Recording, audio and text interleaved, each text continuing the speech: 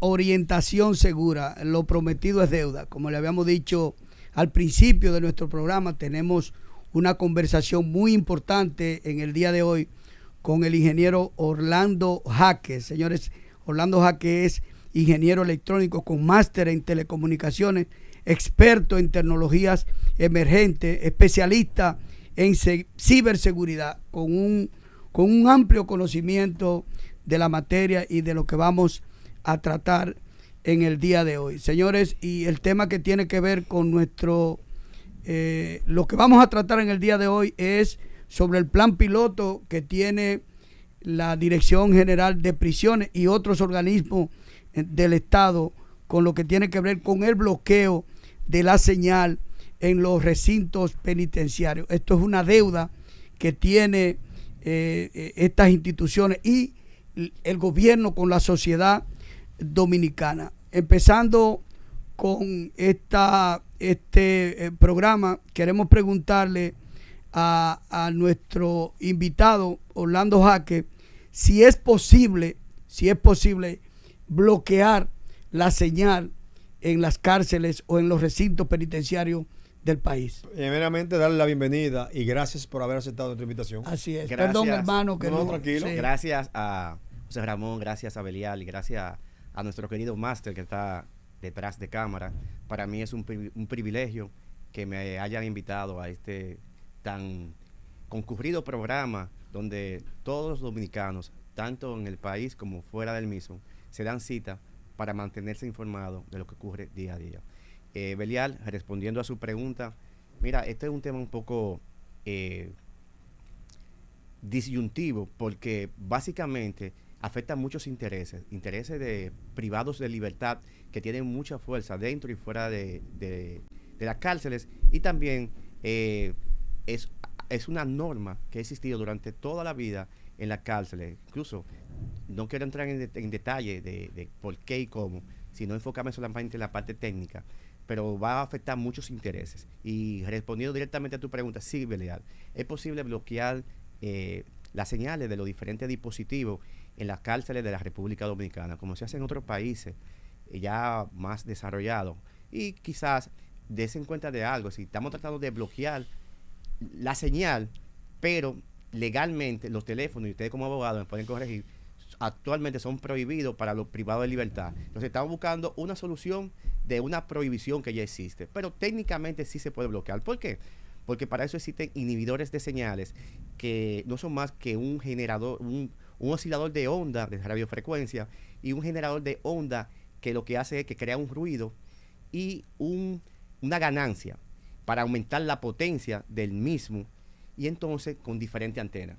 ¿Cómo se come esto? Bueno, básicamente es un dispositivo. Nosotros tenemos las comunicaciones, tanto móviles, GSM, trabajan en diferentes frecuencias. Es como esta emisora. Ahora mismo esta emisora está trabajando en una frecuencia y ese pedacito de ese espectro radioeléctrico es asignado a cada uno de esos dispositivos, sea señal móvil, sea señal de Wi-Fi, sea señal de RFID, sea señal de alarma, sea señal de captadores de radares. Es decir, cada uno de esos dispositivos que generan una onda sinusoidal le asigna una frecuencia en el espectro radioeléctrico. Hay frecuencias privadas y hay frecuencias públicas. Esas frecuencias son públicas porque cualquiera puede operar, y por eso hay muchos dispositivos entrando en la misma. Y no puede interferir. Recuérdate que la mayoría de las cárceles del país queda un vecindario cerca. O sea, no están aisladas. Entonces, mira, eso no podía interferir precisamente. Es el gran tema. Es el gran tema. Mira, te cuento que tuve la gran oportunidad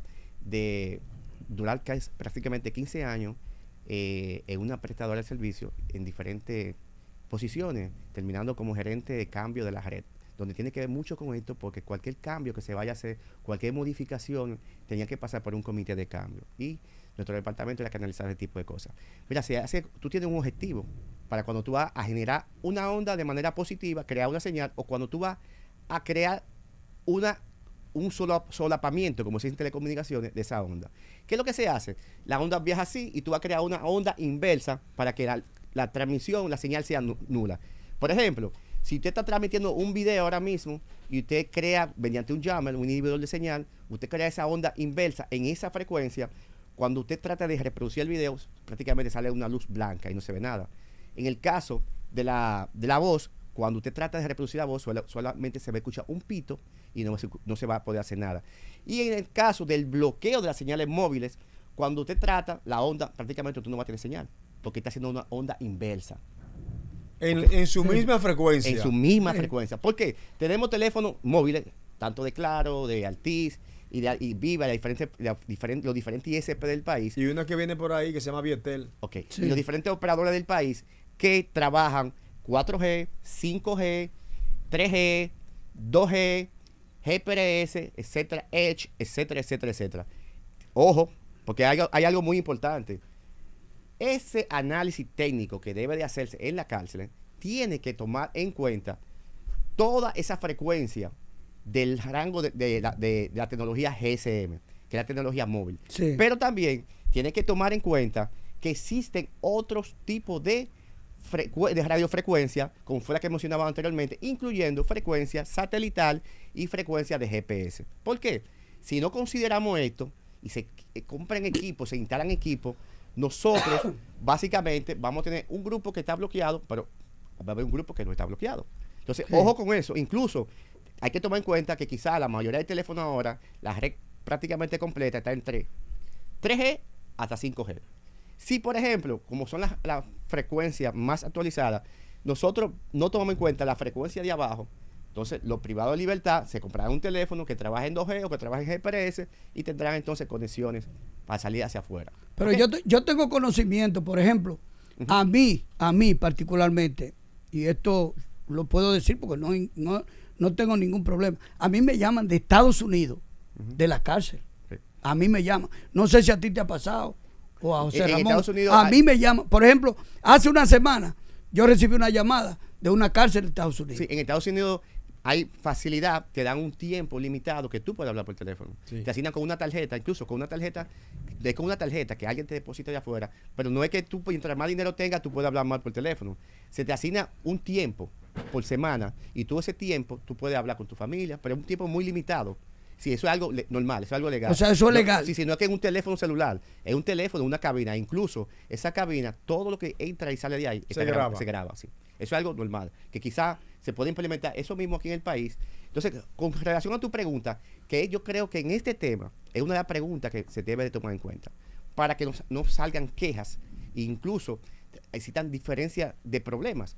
Cuando usted va a hacer un inhibidor de una frecuencia de señales, usted tiene que tener un objetivo claro. Un objetivo claro. ¿Por qué? Porque si usted se pasa de esa línea hasta donde la señal puede llegar, es muy posible que los que están afuera, entonces también tengan el problema de división de señal. Esa fue una de las quejas de la gente que vive en La Victoria, que dicen que cuando bloquearon una oportunidad, ellos se vieron afectados. Pero entonces yo no soy ingeniero, pero yo dije, yo trabajé en Coetel, hice un ching de eso. Yo dije, se pasaron del rango de la frecuencia de inhibición. Exactamente. ¿Qué pasa con esto? Lo que se sugiere es que la longitud de onda, que esos equipos de inhibidores de señales sean a corto, así que el radio de esos equipos no sean tan grandes. Sí. Porque si yo tengo un equipo que va muy lejos, para cubrir un espacio muy grande, es muy posible que la onda pueda salir hacia afuera de esa línea. Por ejemplo, no sé si se dan cuenta que en la mayoría de las costas, en la playa, cuando usted se acerca mucho a la playa, usted no tiene señal prácticamente. Al mar, sí. Se acerca al mar, a la playa, no tiene señal. ¿Por qué? Porque el agua es un transmisor que aumenta 10 veces más la longitud, es decir, ese ancho de banda, ese radio de conexión. Si esa frecuencia, si choca al mar, es como si fuera una bola de ping-pong y posiblemente va a salir a otro lado. Entonces hay un diseño electrónico. Hay un diseño electrónico para poder saber, por ejemplo, cada una de esas antenas tiene una frecuencia asignada. Y si esa antena se choca con una frecuencia igual de otro lado, van a hablar lo mismo. ¿Qué va a pasar con eso? Que se van a cruzar la llamada. Hay algo que se llama silent call, llamada silenciosa o llamada con eco. Van a pasar muchísimas cosas. Y los operadores de servicios de telecomunicaciones lo que hacen es que prefieren sacrificar ese pedacito y no llegar a la playa porque entonces crean un problema. En este tipo de casos, la recomendación es que ese radio, sí, mejor aumentar la cantidad de antenas y no poner antenas con una potencia que llegue muy lejos, para tener control absoluto de hasta dónde va llegando. Entonces, ese análisis ese diseño electrónico de inhibición de señal, es mejor hacerlo con poquitas, con más antenas y con un radio más chiquito. Lo mismo que pasa con el sonido, que si usted pone un sonido muy alto, al final hay un eco. Ingeniero, con su audiencia vamos a una pausa. Retornamos en breve. Experto en inteligencia artificial, que yo le tengo una preguntita. Porque yo hace un tiempo importante vi una película de este joven que siempre hacen los bad boys. Sí. El que dio la pecosa del otro en el Oscar. Sí. Y yo vi una película de inteligencia artificial donde llegó un momento que el ser humano no tenía control de la inteligencia artificial. Y yo digo que la inteligencia artificial es una trampa. ¿Por qué? Porque eso es una programación que le hace un ser humano. Sí. ¿O no es así, ingeniero? Claro. Mira, José Ramón, una pregunta que de verdad yo creo que muchos en su casa se la están haciendo ahora mismo. Pero sí te voy a decir algo. Es como el uso de un cuchillo. Tú compras un cuchillo para tú cortar pan en tu casa. Si yo agarro con ese mismo cuchillo que corto pan y le agredo a una persona y le causa algún tipo de herida, los diferentes sistemas de justicia del país no pueden prohibir que se venda cuchillo, porque el objetivo de un cuchillo es para cortar pan o para cortar carne, y yo lo usé para otras cosas. Así Sí. mismo también son la tecnología, como son muchas cosas también. Los vehículos, tú puedes chocar a una gente y puede quizás hasta causarle la muerte. La tecnología llegaron y están para abrazarla. Si básicamente nosotros no salimos de esa realidad, nos podemos quedar... ¿Tú la usas para el bien o para el mal? ¿Es verdad? Como le han pasado muchísimas empresas en el mundo. ¿Quién pensaba que Kodak iba a desaparecer? Y cuando Kodak fueron a presentar el proyecto del asunto de la digitalización, dijo, tú te estás volviendo loco. ¿Quién dejará de comprar rollos fotográficos para imprimir su película? Y así un sinnúmero de empresas desaparecieron. Es algo que te sirve de acompañamiento. Y es como tú dices, que básicamente es programada por un ser humano. Mira, la inteligencia artificial es un conjunto de redes neuronales basado en algo que se llama el Deep Machine Learning, el aprendizaje profundo de la máquina. Esos equipos, esas máquinas van aprendiendo de ella misma. Ellas van aprendiendo lo que hice bien y no lo que hice bien. Y se conectan directamente a sistemas en la nube para poder irse actualizando.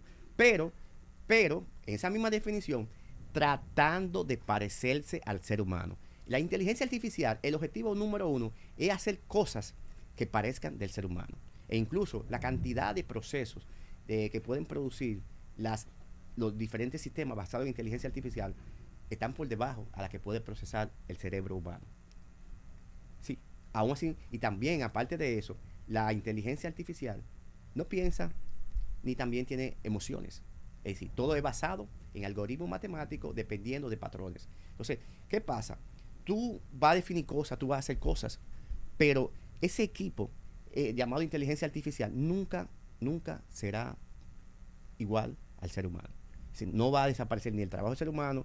Anteriormente, por ejemplo, ¿cómo hacían los trabajos? Habían 20 gente que hacían algo, ahora una computadora lo hacía. Cuando llegó la computación al mundo, prácticamente decían que la mano humana, bueno, la era de la industria también, recuerda, que la historia, es decir, básicamente, desde la parte rudimentaria de la creación del mundo, básicamente se han ido actualizando la era de la industria, la era de la computación, incluso vamos hacia algo que se llama computación cuántica, que es el futuro, que para allá que vamos. Es decir, un proceso que tú duras ahora mismo 237 años corriéndolo, en un segundo tú lo vas a poder correr. Ingeniero, una pregunta con respecto a lo que tiene que ver con el bloqueo de la señal en las cárceles del país o en los recintos penitenciarios.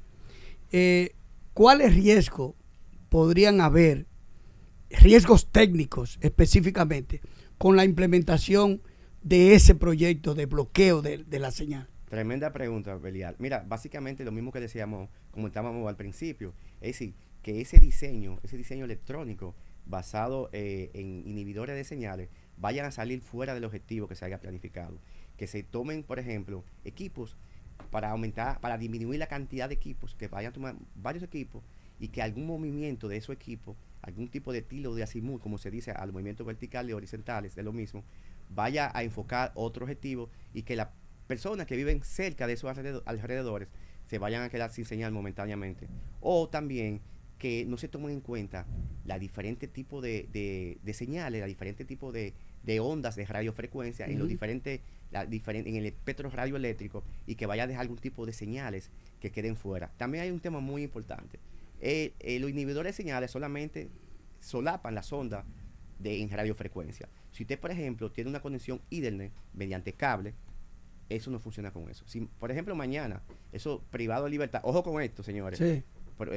El director de la cárcel, el mismo amigo Guido Gómez Mazara, si no se toman medidas con eso, mañana vamos a encontrar que mediante un cable, y pueden poner un switch adicional, y ahí van a salir 5 cables más, usted va a tener privado de libertad con una computadora generando llamadas, o conectándose a Wi-Fi, o conectándose a Internet, es decir, van a tener acceso a las nubes, porque esos tipos de inhibidores de señales, a nivel general, solamente hacen inhibición de las ondas senoidales, que son las ondas de radiofrecuencia. Entonces, tienen que tomar en cuenta eso, porque mañana, si dejan acceso a que ese tipo de cableado, vamos a encontrar diferentes switches en la cárcel, donde la gente con una computadora va a tener acceso a hacer llamadas y esas cosas. Mira, yo con ese caso del bloqueo de los celulares, yo siempre he dicho que si no hay una voluntad política, no se va a resolver. Porque de nada vale que Indotel haga un aporte económico, monetario, que la Procuraduría del Visto Bueno, si no hay una supervisión en el precinto de que se lleve el protocolo para que eso no suceda. Wow, mira, Sí. José Ramón, dentro de mis apuntes, esa era una de las partes que yo traía. Básicamente, usted no hace nada con generar un proyecto de esta magnitud sin un seguimiento. Ojo con esto también. Qué bueno que tú me recordaste esta parte que yo la traía como un apunte principal. Es decir, si usted instala esos diferentes inhibidores de señales y coloca esa cantidad de antenas y no le da una supervisión donde esas antenas, cuando son movidas o cuando son desconectadas, generen una alarma a un servidor donde alguien quizá, no dentro de la cárcel, fuera, le dé seguimiento, se movió una antena. Ya usted sabe que si se movió esa antena, posiblemente ese objetivo no está siendo cubierto y alguien va a generar llamadas desde ese punto. O si alguien desconecta o apaga o se daña el equipo, también que genere una alarma y que vaya hacia una base de datos, un servidor externo y se le dé seguimiento. ¿Por qué? Porque en el pasado han tratado de hacer dos intentos también. Y uno de los asuntos que yo incluso estaba leyendo era que primero dejó de funcionar uno, después otro se le dañó una conexión y al final ninguno funcionaba. Entonces, si no existe un sistema de continuidad y de monitoreo constante, incluso yo recomiendo que ese tipo de monitoreo se lleve al 911, que tiene un monitoreo 24/7 de las diferentes cámaras, o que se lleve a un organismo de seguridad de las Fuerzas Armadas o del asunto de inteligencia del país, pero 24/7. ¿Por qué? Porque si no se da continuidad a este tipo de proyectos, al final no vamos a tener nada. Así es. Ahí está el C5I que le pudiera seguir viendo eso. También. Exactamente. Ingeniero, se acabó el programa. Eh. Solo nos queda darle las gracias y decirle que tenemos una invitación abierta porque este tema es muy extenso, pero es muy importante para la seguridad nacional. Así es. Gracias por la invitación y estamos a sus órdenes. Bueno, nos vemos entonces mañana de 6 a 7. Así es. Bye, Buenas bye. noches.